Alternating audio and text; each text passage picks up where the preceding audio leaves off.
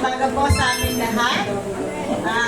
Tunay po na ang Diyos ay tapat, mabuti, sobra-sobra ang pagmamahal sa atin. Iniingatan niya po tayo sa araw-araw at higit sa lahat, inililigtas. Ginawa niya na po yun 2,000 years ago. And every day of our lives talaga, iniingatan tayo ng Diyos. Nung siguro po 2 days ago, maaga pa lang, mga around 8 o'clock or 7:30, naglalakad kami ni Ate Ligaya dyan sa highway dyan. Accidentally po, yung dalawang aso nagtakbuhan. And then,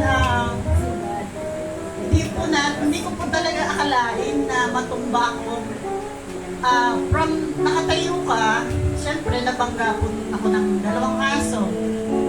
Amazingly po talaga, as in, wala po akong naramdaman, as in tumba po, may nakakita pa talaga sa akin na nagulat. Mistake pa nga sabi ni Ate Ligaya na straight na natumba ko. Kasi wala talaga walang out-balance. Sabi ko, Lord, thank you. Kasi, ako din mismo, nagtaka. Kasi sabi ko, wala akong gas-gas. Wala akong, naitukot ko yung dalawang kamay ko. Pero ang worried ko yung ulo or katawan ko may wala po akong naramdaman. Sabi ko, baka na ako pagtulog ko pag-isip. May naramdaman. Pero sabi ko kay Brother Pen, ito lang ako yung sumakit. Pero talaga, I know in my heart that God is protecting me. At iniingatan niya po tayong lahat.